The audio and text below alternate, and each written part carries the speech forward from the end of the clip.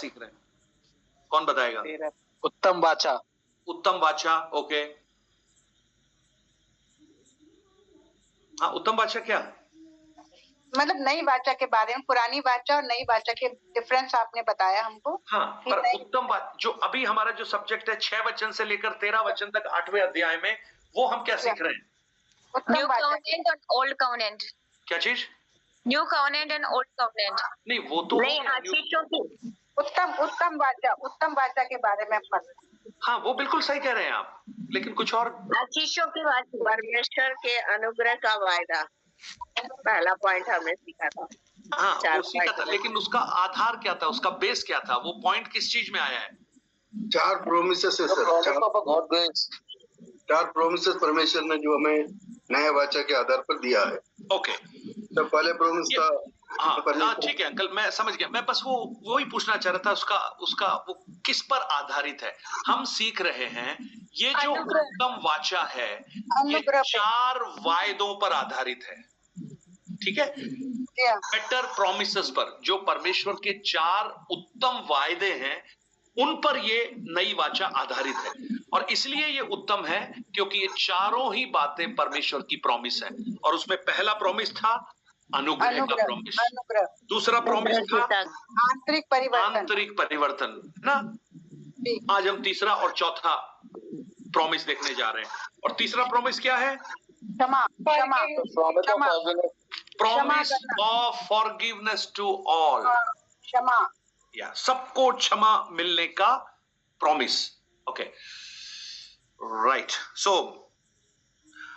कई विश्वासी लोग ये सोचते हैं, आज भी कई विश्वासी सोचते हैं हमें ग्रेस चाहिए, किसके लिए? उद्धार पाने के लिए। परंतु आज भी वो पुराने वायदों को लेकर चलते हैं, पुराने कवनेंट को लेकर चलते हैं पवित्रता के लिए।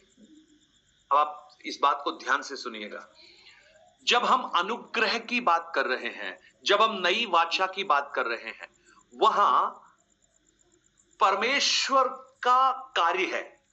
8 से लेकर 12 तक वचन में मैंने आपको बताया 6 बार लिखा है आई विल, मैं करूंगा, मैं करूंगा, मैं करूंगा। उसका कारण क्या है कि व्यवस्था विवरण में जब हमने ये पढ़ा था कि जब मूसा ने जब वाचा मिली और वाचा को लेकर जब उसने इजरायली लोगों के सामने सुनाया, तो इजरायली लोग सब क्या बोलने लगे? हम पूरी बातें मानेंगे, हम पूरी बातें मानेंगे। लेकिन निर्गमन की पुस्तक 24 अध्याय 3 वचन को जब हम पढ़ते हैं, एक बार पढ़ लीजिए निर्गमन 24 का 3।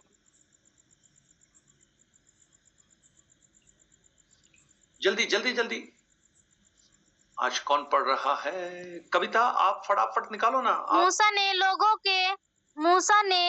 लोगों के पास जाकर यहोवा की सब बातें और सब नियम सुना दिए। तब सब लोग एक स्वर में बोल उठे, जितनी बातें यहोवा ने कही है उन सब बातों को हम मानेंगे। जितनी बातें यहोवा ने कही है उन सब बातों को हम मानेंगे। यानी पुरानी वाचा परमेश्वर के द्वारा दी गई और मनुष्य को माननी थी, है ना? इसलिए मनुष्य ने कहा वी विल, हम मानेंगे। लेकिन हुआ इसका बिल्कुल उल्टा, मान नहीं पाए, फेल हो गए। वाचा मिलने के कुछ ही समय बाद तो बछड़ा बना लिया, तो कहां से मानना हुआ? तो over a period of time, समय के गुजरने के साथ साथ परमेश्वर लोगों को टेस्ट करता रहा उस वाचा के आधार पर, और परमेश्वर ने यह पाया कि ये वाचा को कभी पूरा नहीं कर सकते, पूरा नहीं कर सकते। कारण क्या है? वाचा में प्रॉब्लम नहीं है, वाचा में कमी नहीं है, लेकिन मनुष्य का जो पाप में स्वभाव है वो इस वाचा के अधीन इन्हें लेकर नहीं आ सकता। इसीलिए जब पुरानी वाचा निष्फल हो गई, पुरानी वाचा किसी को सिद्ध नहीं बना पाई, तो परमेश्वर ने एक नई वाचा को दिया। और नई वाचा का सबसे महत्वपूर्ण घटक क्या था? उसमें मनुष्य नहीं कह रहा है हम करेंगे, हम मानेंगे, लेकिन परमेश्वर कह रहा है मैं करूंगा। आपको समझ में आया दोनों में फर्क क्या है? पुरानी वाचा एक व्यवस्था की बातें मनुष्य के सामने रख दी, बोला इनको तुम मानो, ये तुम्हारी बेहतरी के लिए है, ये तुम्हारी भलाई के लिए है, इसको तुम मानोगे तो आशीष पाओगे, इसके द्वारा जीवन बिताओगे तो एक अनुग्रही जीवन बिताओगे। बड़ा अच्छा लगा सुन के, और ये तो बहुत अच्छी बात है और हमारा जीवन बहुत ही आशीष में हो जाएगा। एंड वही निर्गमन 24 के 3 में जैसा लोगों ने कहा, हाँ हम सब बातों को मानेंगे, हम आशीष पाएंगे, लेकिन थोड़ी देर के बाद, थोड़े ही दिनों के बाद पता लगा उस वाचा की धज्जियां उड़ गई, कुछ भी नहीं मान रहे। तो अब परमेश्वर को यह समझ में आ गया कि जो लोग हैं उनका पाप में स्वभाव है, वो इन्हें मानने नहीं देगा, वो इनको इस वाचा से दूर रखेगा। इसीलिए परमेश्वर ने अब क्या किया? 10वें वचन में, 8 अध्याय उसके 10वें वचन में देखिए, वहां पर लिखा है I will make with the house of Israel, मैं उन दिनों के बाद इज़राइल के घराने से वाचा बांधूंगा। उसके बाद मैं अपनी व्यवस्था उनके मनों में डालूंगा। उसके बाद मैं उनका परमेश्वर ठहरूंगा। तो आप देखिए, मैं परमेश्वर, परमेश्वर, परमेश्वर। पुरानी वाचा में क्या था? मनुष्य, मनुष्य, मनुष्य, यानी वाचा दे दी, उसके बाद मनुष्य को करना था। लेकिन नई वाचा उत्तम इसलिए है क्योंकि मनुष्य की कमजोर प्रवृत्ति को भी परमेश्वर ने पहचान कर कहा तुमसे नहीं होगा, मैं करूंगा। बस तुम्हें सिर्फ एक ही काम करना है, तुम्हें मेरे पुत्र यीशु मसीह पर विश्वास करना है। समझ में आ गया? पुराने नियम में विश्वास से काम नहीं चलता था, करना पड़ता था। व्यवस्था को कर कर कर कर कर कर वो धर्मी ठहरते थे। इसलिए फरीसी की और चुंगी लेने वाली की प्रार्थना में भी वो क्या कह रहा था? अपने आप को धर्मी ठहरा रहा था। किन बातों से? मैं उपवास करता हूं, मैं दशवांश देता हूं, मैं औरों के समान अत्याचारी नहीं हूं, मैं प्रार्थना भी करता हूं। इन सब बातों से वो धर्मी ठहर रहा था। और ऐसे लोगों को आज भी लोग धर्मी मानते हैं, लेकिन मैं आपको कहूं, वास्तविक धार्मिकता इनसे नहीं आती। परमेश्वर ने इस बात को जाना। वास्तविक धार्मिकता विश्वास करने से आती है, और विश्वास किस पर? प्रभु यीशु मसीह पर। तो आज भी बहुत से लोग क्या करते हैं? उन्हें नई वाचा चाहिए। नई वाचा में क्या है? उन्हें साल्वेशन मिलता है, उन्हें छुटकारा मिलता है, लेकिन आज भी वो पुरानी वाचा को लेकर चल रहे हैं। क्या है पुरानी वाचा?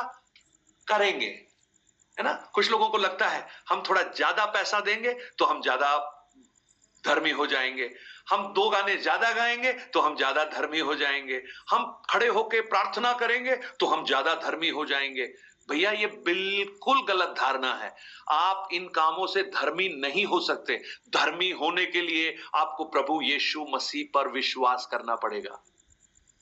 तो अब आप पूछेंगे, तो क्या हम ये काम ना करें?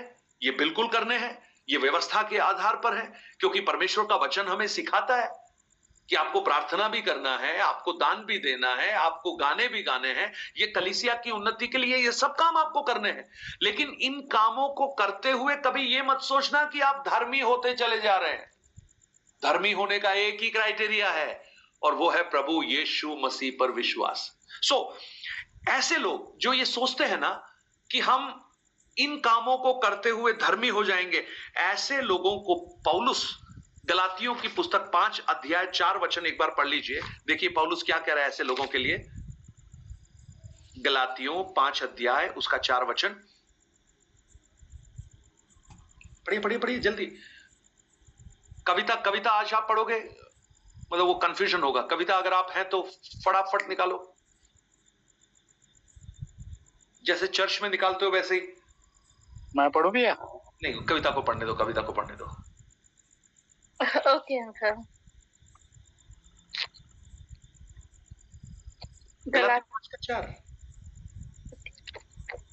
अरे मैं चर्च में बोलता हूँ, बोलते कि बोलते ये उठवा के निकाल लेती है। गलातियों 5:4। तुम जो व्यवस्था के द्वारा धर्मी ठहरना चाहते हो, मसीह से अलग और अनुग्रह से फिर गए हो। फिर गए हो, गिर गए हो? गिर गए हो। हाँ, गिर गए हो। पौलुस पता है ऐसे लोगों को क्या कह रहा है कि तुम उस अनुग्रह से गिर गए हो। कैसे लोगों को? जो व्यवस्था के द्वारा धर्मी ठहरना चाहते हैं। नए नियम में लिख रहा है पौलुस, है ना? तो आज भी बहुत से लोग, उद्धार पाने के लिए तो यीशु मसीह चाहिए, उद्धार तो यीशु मसीह से मिलेगा, ये नई वाचा है। लेकिन पुरानी वाचा क्या है? व्यवस्था को मानने से धर्मी ठहरना। तो वो पता है पौलुस क्या कहता है? ऐसे लोगों को वो अनुग्रह से गिर गए हैं। साल्वेशन से नहीं गिरे हैं, उद्धार से नहीं गिरे हैं, अनुग्रह से गिर गए हैं। और इसीलिए वो जो अनुग्रह के अंदर की जो आशीषें उन लोगों को मिलनी चाहिए थी, वो अच्छी तरह से उनके जीवन में वो अनुभव नहीं कर पाते। वो आज भी उन्हीं कामों में फंसे हुए हैं। लेकिन नया वाचा का जीवन क्या है? एक अनुग्रह का जीवन है, एक स्वतंत्रता का जीवन है, एक आनंद का जीवन है। बस आप प्रभु यीशु पर विश्वास कीजिए, उसको अपने जीवन का उद्धारकर्ता मानते हुए उसी में आनंदित होकर जीवन बिताइए। आपका जीवन एक अनुग्रह की आशीषों से भरपूर होकर आकर पड़ेगा। ओके, सो जब हम 11 और 12 वचन को पढ़ते हैं, अभी आप 11 और 12 वचन में आ जाइए। The promise of forgiveness for all, कि क्षमा का जो वायदा है वो इस नई वाचा का एक आधार है, प्रॉमिस है। 11 और 12 वचन, 8 अध्याय 11 और 12 वचन। और हर एक अपने देश वाले को और अपने भाई को ये शिक्षा ना देना कि तू प्रभु को पहचान, क्योंकि छोटे से बड़े तक सब मुझे जान लेंगे, क्योंकि मैं उनके अधर्म के विषय में दयावंत हूँगा और उनके पापों को फिर स्मरण ना करूंगा। और उनके पापों को फिर स्मरण नहीं करूंगा, क्योंकि मैं उनके अधर्म के विषय में दयावंत रहूंगा। अब आप देखिएगा, जो पुरानी वाचा है ना, ओल्ड जो कवनेंट है, उसमें फॉरगिवनेस का कोई फॉर्मूला ही नहीं है, दिया ही नहीं गया उसमें, फॉरगिवनेस है ही नहीं उसमें। आप देखिए रोमियो की पत्री 3 अध्याय उसका 20 वचन क्या कहता है? रोमियो 3 का 20 सबको याद होगा। क्योंकि व्यवस्था के कामों से कोई, हाँ पढ़िए पढ़िए। क्योंकि व्यवस्था के कामों से कोई प्राणी उसके सामने धर्मी नहीं ठहरेगा, इसलिए कि व्यवस्था के द्वारा पाप की पहचान होती है। अब आप देखिए, व्यवस्था के द्वारा पाप की पहचान होती है, पाप का छुटकारा नहीं होता है, पाप की पहचान होती है। क्योंकि व्यवस्था के कामों से कोई प्राणी उसके सामने निर्दोष नहीं ठहरेगा। तो क्या हुआ? पुरानी वाचा कहीं भी वायदा नहीं देती फॉरगिवनेस का, यानी इजराइल के पाप क्षमा का वायदा पुरानी वाचा नहीं देती। और परंतु जब यीशु मसीह के उस सैक्रिफाइस की हम बात करते हैं, तो वो हरेक को ये वायदा देती है कि अगर तुम मसीह यीशु में हो तो तुम्हारे पाप क्षमा हो गए हैं। सो पुरानी वाचा और नई वाचा में दोनों में डिफरेंस है। और इब्रानियों 10 अध्याय को जब आप पढ़ेंगे, वहां बहुत ही खूबसूरत तरीके से यह लिखा गया है। उसका पहला, दूसरा और तीसरा वचन, इब्रानियों 10 अध्याय उसका 1, 2, 3 वचन पढ़े। क्योंकि व्यवस्था जिसमें आने वाली अच्छी वस्तुओं का प्रतिबिंब है, पर उनका असली स्वरूप नहीं, इसलिए उन एक ही प्रकार के बलिदानों के द्वारा जो प्रतिवर्ष अचूक चढ़ाए जाते हैं, पास आने वालों को कदापि सिद्ध नहीं कर सकती। नहीं तो उनका चढ़ाना बंद क्यों ना हो जाता। इसलिए जब सेवा करने वाले एक ही बार शुद्ध हो जाते, तो फिर उनका विवेक उन्हें पापी ना ठहराता, परंतु उनके द्वारा प्रतिवर्ष पापों का स्मरण हुआ करता है। आप देखिए, प्रतिवर्ष पापों का स्मरण होता है। जब एक यहूदी इजराइल में आता है, यरूशलेम में आता है, मंदिर में भेंट चढ़ाने, वो बलिदान चढ़ाने, तो क्या आता है, क्या याद आता है उसको? वो पापी है, प्रतिवर्ष स्मरण हो रहा है उसको। इसका अर्थ क्या है कि जो पुराने नियम में जो सैक्रिफाइस सिस्टम है, जो व्यवस्था है, वो क्या करती है? वो रिमेम्बरेंस लाती है पाप के प्रति, पाप का स्मरण लाती है, लेकिन कभी भी पाप का कंप्लीट रेमिशन नहीं लाती। रिमेम्बरेंस लाती है, रेमिशन नहीं लाती। रेमिशन को हिंदी में क्या बोलेंगे? रेमिशन। रेमिशन का मतलब है क्षमा, यानी छूट, या माफी, पाप की माफी नहीं मिलती पुराने नियम की पुरानी व्यवस्था में, पुरानी बलिदान में, लेकिन पाप का स्मरण होता है। परंतु जब हम यीशु मसीह में आते हैं, उस यीशु मसीह के एक बलिदान पर जब हम विश्वास करते हैं, तो हमारे पाप हमेशा के लिए क्षमा हो जाते हैं, है ना। अब 8 एक बार पढ़ लीजिए, 8वां अध्याय, उसका 8वां वचन क्या लिखा है वहां पर? वो उन पर दोष लगाकर कहता है, प्रभु कहता है, देखो वे दिन आते हैं कि मैं इस्राएल के घराने के साथ और यहूदा के घराने के साथ नई वाचा बांधूंगा। वो दिन आते हैं, अभी आए नहीं है। वो दिन आते हैं कि मैं एक नई वाचा बांधूंगा। ये पता है, ये एक्चुअली ये यिर्मयाह की पुस्तक को जब आप पढ़ेंगे, आपको बहुत से स्थानों पर इब्रानियों की बहुत सारी बातें वहां पर दिखाई देंगी। मैं एक नया वाचा बांधूंगा, नया हृदय दूंगा, पत्थर का हृदय हटाकर तुम्हें मांस का हृदय दूंगा। और वो पता है कब होगा? आप नोट कर लीजिए, अभी पढ़ने का समय नहीं है। यिर्मयाह नबी की पुस्तक 31 अध्याय 1 वचन से लेकर 14 वचन तक पढ़िए। एक फ्यूचर समय के बारे में बात कर रहा है यिर्मयाह। क्या कह रहा है वो? कि एक समय आएगा जब वो नई वाचा देगा, और उस नई वाचा में परमेश्वर के लोग उस प्रॉमिस को अपने जीवन में अनुभव करेंगे। कौन सा प्रॉमिस? Kingdom of God. परमेश्वर का राज्य जब उनके हृदयों में स्थापित होगा, तो वो हमेशा के लिए पाप से मुक्त होकर आनंदित जीवन वहां पर बिताएंगे। कब होगा ये? फ्यूचर समय के लिए बोला गया है ना। एक दिन आएगा। इसलिए देखिए, जब 8वें अध्याय को आप पढ़ेंगे, वहां पर क्या लिखा है? 11 वचन में, और हरेक अपने देश वालों को और अपने भाई को यह शिक्षा ना दे कि तू प्रभु को पहचान, क्योंकि छोटे से बड़े सब मुझे जान लेंगे। यानी एक दिन आएगा जब परमेश्वर को सब लोग जानेंगे, एवरीवन। उस समय पृथ्वी परमेश्वर के ज्ञान से भर जाएगी और सब प्रभु को जानेंगे। लेकिन यह समय अभी आया नहीं है। लेकिन जब तक वो समय नहीं आता है, मुझे और आपको एक अवसर मिला है, और हमारी ये जिम्मेदारी भी है कि हम सुसमाचार का प्रचार करें। उस समय के आने तक एक दिन आएगा, आप नहीं भी सुनाएंगे तो भी परमेश्वर के ज्ञान से ये पृथ्वी भरेगी। छोटे से बड़े तक सब प्रभु को जान लेंगे, ये प्रभु का वायदा है। लेकिन तब तक हमें एक अपॉर्चुनिटी मिली है कि हम उस महान सुसमाचार को लोगों तक पहुंचाएं, जिन्होंने अभी तक उस सुसमाचार को नहीं जाना है। तो अब प्रश्न यह है कि प्रभु कह रहा है 12वें वचन में कि मैं उनके पापों को स्मरण नहीं करूंगा। इंग्लिश में लिखा है आई रिमेंबर नो मोर। मैं उन्हें स्मरण नहीं करूंगा। इसका क्या अर्थ आप लगाते हैं? मैं स्मरण नहीं करूंगा, इससे आपको क्या समझ में आता है? आप बोलिए मुझे। प्रभु का वचन कहता है मैं उनके पापों को फिर स्मरण नहीं करूंगा। इससे आप क्या समझ पा रहे हैं? कंप्लीटली वैनिश, एकदम वैनिश कर देंगे। हमें माफ कर दिया, उसने हमें माफ कर दिया, और प्रभु ने सदा के लिए क्षमा कर दिया, हमेशा के लिए क्षमा कर दिया। परमेश्वर अपनी अनुग्रह ग्रेस को दिखाएगा सभी को। वो जो शब्द है ना, स्मरण नहीं करूंगा, आई विल रिमेंबर नॉट, इससे क्या समझ में आ रहा है आपको? वो कभी हमारे पापों को याद नहीं रखेंगे। दया, उसका दया, उसका अनुग्रह बिल्कुल नया याद से जा पाएंगे। हमारे लिए हम उसके लिए बिल्कुल नए से हो जाएंगे। वो बिल्कुल प्योर जैसे हो जाएंगे, बिल्कुल आत्मा में प्योर हो जाएंगे। देखिए, आपने कई बार आपने सुना होगा ना, जब दो पक्षों में झगड़े वगड़े हो जाते हैं, बातचीत बंद हो जाती है, फिर कोई सुलह कराता है, बोले माफी मांग लो, तो कहता है देखो मैं माफी जरूर मांग लूंगा, लेकिन मैं भूलूंगा कभी नहीं, है ना? ऐसा होता है ना।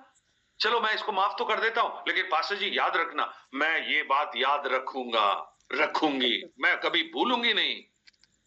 ये जो भूलना शब्द है ना, ये मेमोरी से रिलेटेड है ना। भूलना नहीं भूलना, मेमोरी से रिलेटेड है। और जब यहां पर लिखा है मैं उनके पापों को फिर स्मरण ना करूंगा, तो आप कभी ये मत सोचना कि परमेश्वर भूल जाएंगे। ये कभी मत सोचना, क्योंकि अगर परमेश्वर भूल जाएंगे तो फिर वो परमेश्वर हो ही नहीं सकते।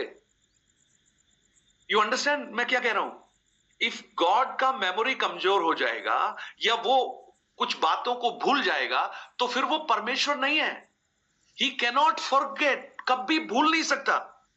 परंतु यहां इसका अर्थ है ना कि मैं उनको स्मरण नहीं करूंगा।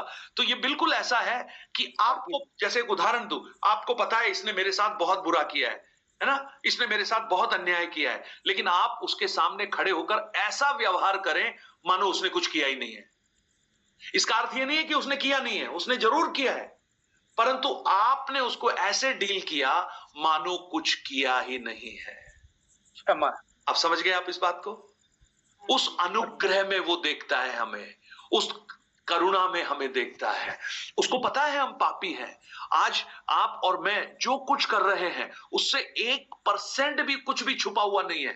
आप पास्टर को झूठ बोल सकते हैं, पास्टर को बेवकूफ बना सकते हैं, आप अपने घर वालों को बेवकूफ बना सकते हैं। ही रिमेंबर्स एवरीथिंग, उसको सब कुछ पता है। लेकिन जब वो आपको देखता है ना, तो उस करुणा से आपको देखता है और मानो वो कहता है छोड़ दो, लेट इट गो, जाने दो। सो गॉड कैन नॉट फॉरगेट, कभी भूलेगा नहीं। 10 अध्याय 16-17 में भी यही लिखा है कि यही बात जो यहां पर लिखी है, मैं उनके अपराधों को फिर कभी स्मरण नहीं करूंगा। सो वो हमें किसके द्वारा? मर्सी और ग्रेस, अनुग्रह और दया के द्वारा हमारा व्यवहार करता है, हमसे न्याय करता है, व्यवस्था और कार्यों के आधार पर नहीं। पुराना नियम होता, पुरानी वाचा होती तो परमेश्वर हमारा न्याय पता है किसके द्वारा करता? व्यवस्था के द्वारा करता, कार्यों के द्वारा करता। एक तरफ व्यवस्था होती और हमसे पूछता तुमने इसको माना, इसको माना, इसको माना, इसको माना, इसको माना, ये नहीं माना, ये माना, ये नहीं माना, ये माना, ये नहीं माना, ये हमारा न्याय होता। लेकिन जब हम नई वाचा में आते हैं, परमेश्वर ने उस व्यवस्था को ही हटा दिया। अब पता है हमें जब देखता है तो किस अनुग्रह, किससे देखता है? वो देखता है ग्रेस और मर्सी, दया और अनुग्रह से हमें देखता है। और वो क्यों हुआ? क्यों हुआ? वो ऐसे ही नहीं हुआ कि आपने एक सुबह अच्छे से नहाए, अच्छे से तेल लगाया और प्रभु बोले ये अनुग्रह और दया। No no no no. जब आपने अपनी निर्बलताओं में आपने उस परमेश्वर के पुत्र यीशु मसीह पर, जो मानव जाति के पापों के लिए इस संसार में आकर बलिदान हो गया, जब आपने उस यीशु पर विश्वास किया, उस मरते हुए यीशु पर विश्वास किया, परमेश्वर का अनुग्रह और दया उसी समय से आपके ऊपर प्रकट हो गई। और अब परमेश्वर का दृष्टिकोण आपके प्रति बदल गया। वो आपको व्यवस्था से और कार्यों से नहीं आंकता, वो आपको अनुग्रह से और दया से आंकता है। और एक बार उस यीशु मसीह में आने के बाद हमारे सारे अपराध क्षमा हो गए। अब हम पर कोई गिल्ट नहीं है।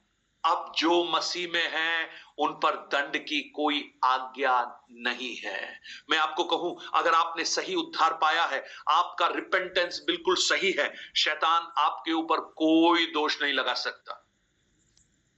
आपको याद है एक बार मैंने ये उदाहरण दिया था, एक बार डीएल मूडी जो बहुत ही बड़े प्रचारक थे, बहुत ही श्रेष्ठ प्रचारक थे, उनके प्रचारों में हजारों लोग उद्धार पाते थे, बहुत साधारण सा मैसेज देते थे, क्रूस का संदेश देते थे, लेकिन जब वो पवित्र आत्मा लोगों को कायल करती थी, लोगों के हृदय छिद जाते थे।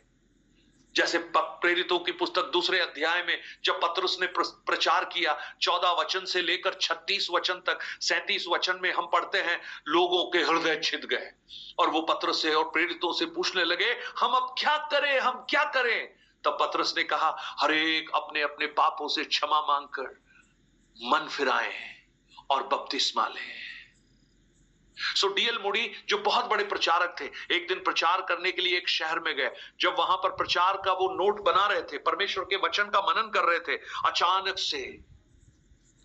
से शैतान ने उनके मन में कुछ काम किया। शैतान ने पता है क्या बोला? उनको बोला, ए डीएल मूडी, तुम जब कॉलेज में थे, तुम्हें याद है तुमने ये क्या किया था? इतना बड़ा पाप करके तुम आज भले व्यक्ति बन रहे हो, लोगों के सामने सुसमाचार सुनाने की कोशिश कर रहे हो, लेकिन तुम जानते हो तुम पापी हो। वो पाप उसके सामने प्रकट किया। अब जैसे ही पुरानी याद आई, डीएल मूडी बोला, अरे ये क्या हुआ? और जैसे ही डीएल मूडी ने एक बार सोचना शुरू किया, शैतान एक के बाद एक उनके जीवन के जो पाप थे वो उनके सामने प्रकट करना शुरू किया। एक एक पापों को, है ना। आप भी सोचना, आपके जीवन में भी कई बार ऐसा लेकर आता है शैतान, लेकिन जब वो शैतान ऐसा लेकर आए, आप उसको बिल्कुल कान मत देना, उसको रिजेक्ट कर देना। डीएल मूडी का ये बात याद रखना, क्या किया उन्होंने। शैतान एक के बाद एक लेकर आया। डीएल मूडी बहुत हताश हो गए, बहुत निराश हो गए। कन्वेंशन का समय हो रहा है, इनको लगा कि मैं एक पापी पुरुष हूं, एक पापी व्यक्ति हूं, मैं कैसे जाकर आज प्रचार करूंगा। माथा पकड़कर बैठ गए। फिर उन्होंने कहा, प्रभु मैं क्या करूं। घुटनों पर बैठे प्रार्थना करना शुरू किया, और जब प्रार्थना करना शुरू किया, पवित्र आत्मा ने कुछ उनको बताया। तो डीएल मूडी ने क्या किया, डीएल मूडी ने एक कागज उठाया, और एक कागज उठाकर शैतान ने जो जो पाप उनको बताए थे, एक एक कर लिखना शुरू किया। हाँ, मैंने ये किया था, मैंने ये किया था, उसको मारा था, चोरी किया था, ये किया था, सब कुछ लिखा। 1 2 3 4 5 6 7 8 कागज भर गया। जब कागज भर गया, बोले अब कुछ याद आ रहा है? नहीं, कुछ भी याद नहीं आ रहा है, पूरा हो गया। और उसके बाद उन्होंने एक लाल पेन लिया, और लाल पेन लेकर इस कागज पर 4-5 लकीरें खींची, और उन्होंने कहा, शैतान, हाँ मैं जरूर पापी था, लेकिन मसीह यीशु के लहू ने मेरे हर अपराधों को हमेशा हमेशा के लिए खत्म कर दिया, और अब मेरे ऊपर तेरा कोई अधिकार नहीं है। यीशु मसीह ने कालवरी के क्रूस पर उसे सेटल कर दिया है। अब तू उसका लेखा लेकर मेरे पास क्यों आ रहा है? यीशु ने सेटल किया है। प्रियो, जब हम उस नई वाचा में हैं, हमें एक पाप से हमेशा के लिए क्या मिल गया है? मुक्ति मिल गई है। हाँ, सो अब 6 अध्याय रोमियो में क्या लिखा है? तो अब हम क्या करें? पाप पर पाप करते रहें? पाप से मुक्ति तो मिल गई, बड़ा अच्छा हुआ। ये तो ऐसा था, एक चोर को पकड़ा, चोर को पकड़ के जज ने बोला, देखो चोर, तुम हो तो बहुत खराब आदमी, लेकिन मैं तुझ पे दया करता हूं, आज तक तूने जो भी पाप किए हैं वो सारे क्षमा करता हूं। चोर तो बड़ा खुश, बोला आज रात को सोएंगे, कल से फिर नए सिरे से चोरी करना शुरू करेंगे, क्योंकि अगली बार फिर यही मिलेगा। कितनी भी चोरी करूंगा, ये फिर इसके सामने खड़ा होऊंगा, ये बोलेगा मैं तुझे क्षमा करता हूं। अरे भैया, ऐसा नहीं करना। समझ में आ गया ना? ये जो दया और अनुग्रह जो हमें मिला है, ये पाप करने की हमें आजादी नहीं देता है, परंतु ये दया और अनुग्रह हमें उसकी आज्ञा में अधीन होकर रहना सिखाता है। So we received salvation. और अब अंतिम बात, जो 13 वचन है, उसको पढ़कर हम लोग समाप्त करते हैं आज का। क्या है? The promise of eternal blessing, अनंत काल की आशीष। पुरानी वाचा और नई वाचा दोनों की हम तुलना करते हैं। नई वाचा की स्थापना से उसने प्रथम वाचा को पुरानी ठहरा दिया, और जो वस्तु पुरानी और जीर्ण हो जाती है, उसका मिट जाना अनिवार्य है। आप देखिएगा, जब ये पत्री लिखी जा रही है ना, जब ये पत्री लिखी जा रही है, उस समय इज़राइल में पुरानी वाचा लागू है, मंदिर है, याजक लोग अपने नियत समय पर सैक्रिफाइस कर रहे हैं, मंदिर में पूजा अर्चना सब कुछ हो रही है। और ऐसी परिस्थिति में जो डिवोटी जू थे, जो ट्रेडिशनल जू है ना, जो इब्रानी विश्वास में थे, जो मंदिर जाने वाले थे, वो जब अपने उन मित्रों को देखते थे जिन्होंने प्रभु यीशु पर विश्वास किया है, तो उनको बड़ा मजाक उड़ाते थे। अरे भैया, हमारे पास देखो क्या है, हमारे पास मंदिर है, हमारे पास याजक है, हमारे यहां तो रोज क्या क्या हो रहा है, लेकिन तुम्हारे पास क्या है? तुम्हारे पास तो कुछ भी नहीं है, ना तो मंदिर है, ना कोई सैक्रिफाइस है, ना कोई रीति रिवाज की तुम बात कर सकते हो, कुछ है ही नहीं तुम्हारे पास। ये शायद मजाक उड़ाया होगा। आज भी बहुत से लोग ऐसा ही सोचते हैं, अपनी जो ट्रेडिशन को लेकर। अरे तुमको पता है, हमारा चर्च का वो जो कंगूरा है ना, वो 200 फुट ऊंचा है।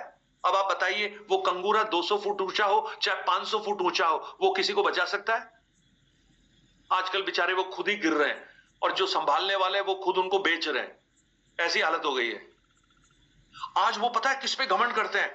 हमारा बिल्डिंग। उनके पास क्या है? उनके पास कुछ भी नहीं है। हमारे यहां तो बड़े प्रोग्राम्स चलते हैं, उनके पास तो प्रोग्राम ही नहीं है। ये जो डिवोटी जो जू थे ना, जो ट्रेडिशनल जू थे, उन्होंने कहा यार ये कौन है, ये इनके पास कुछ भी नहीं है। परंतु वो ये भूल गए, उन्होंने इस बात को कभी सोचा भी नहीं होगा। वो जिस सॉलिड रिलीजन की बात कर रहे थे ना, जो दृढ़, हमारा धर्म तो इतना महान है, हमारा मंदिर तो इतना जबरदस्त है। 70 एडी में रोमी गवर्नमेंट ने आकर उनका जो स्ट्रांग रिलीजन और उनका जो स्ट्रांग मंदिर था, उसकी ईंट से ईंट बजा दी। एक पत्थर तक उसमें बचा नहीं, कुछ भी नहीं बाकी बचा। जिस बात के लिए घमंड करते थे ना कि हमारा क्या है, अभी वो देख रहे, अरे वो मंदिर कल तो यहां था, आज कहां चला गया, गायब।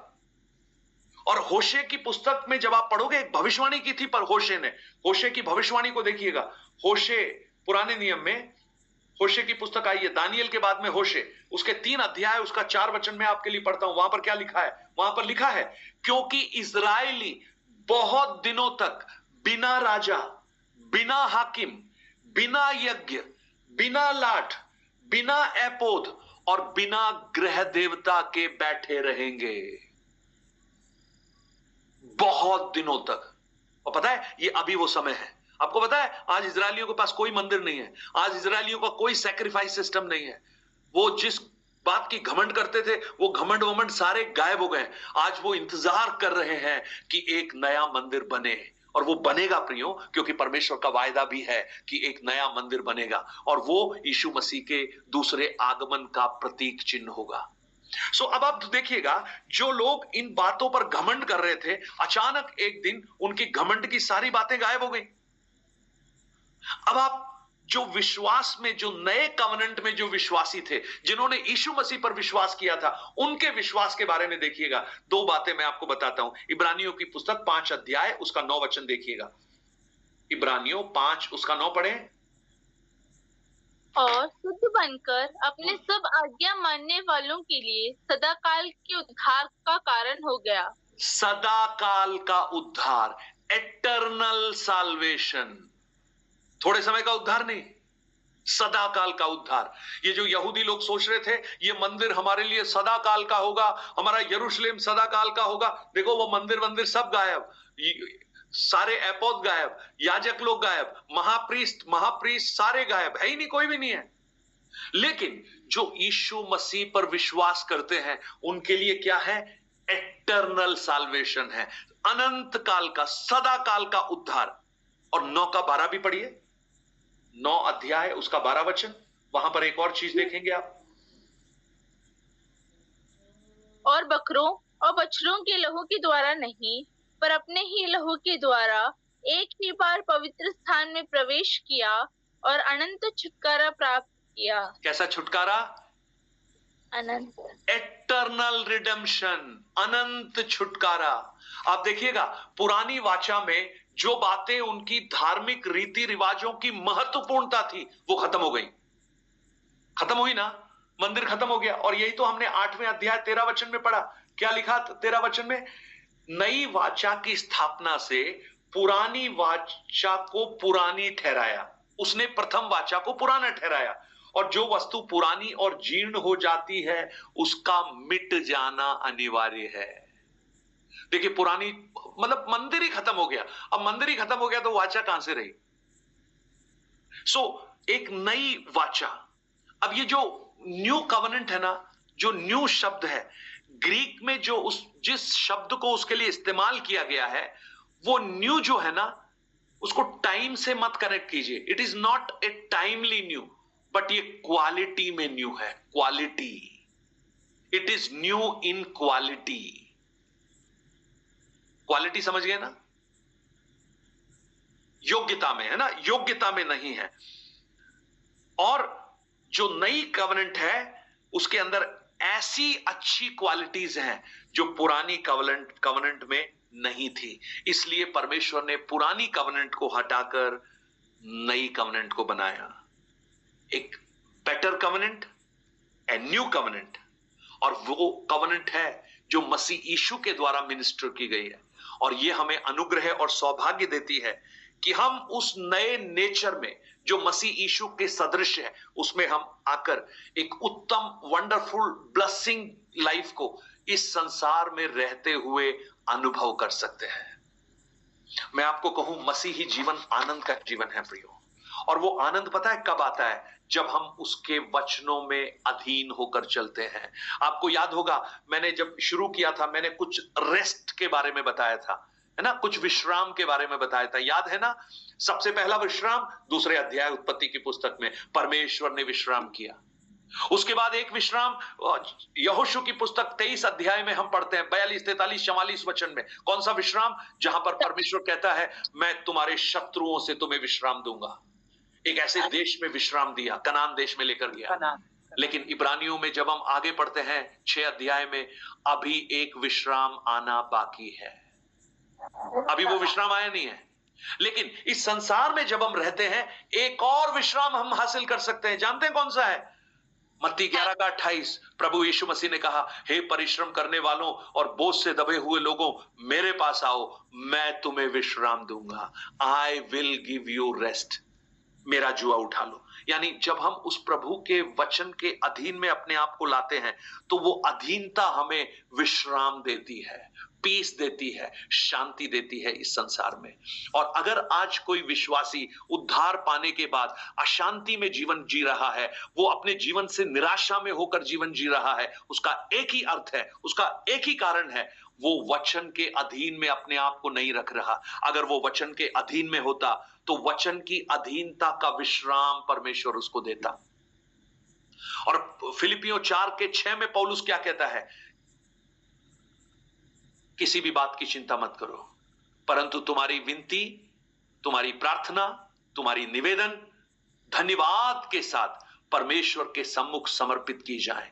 तब परमेश्वर की शांति जो समझ से परे है तुम्हारे हृदयों को और तुम्हारे विचारों को मसीह यीशु में सुरक्षित रखेगी। प्रियो, ये मसीही जीवन, ये हमारा यहां का जीवन जो 60, 70, 80 साल का, पता नहीं कितने साल का, प्रभु चाहता है हम यहां भी विश्राम में रहें, रेस्ट में रहें, पीस में रहें। और अगर हम उस पीस को अनुभव नहीं कर रहे हैं तो दो चीजों को आकलन कीजिए। एक, अपने उद्धार के बारे में एक बार और आश्वस्त हो जाइए, और दूसरा, आप ये देखिए कहीं आप आज भी पुराने नियम की उस व्यवस्था के कामों को करते हुए तो अपने आप को धर्मी नहीं ठहरा रहे, परंतु आप उसके अधीन आ जाइए, उसके वचन की अधीनता में आ जाइए। आप इस संसार में भी विश्राम के साथ जीवन बिताएंगे। लेट्स क्लोज अवर आईज, आंखों को बंद करें, प्रार्थना करें। पास्टर देवाशीष जी प्रार्थना में मदद कीजिएगा।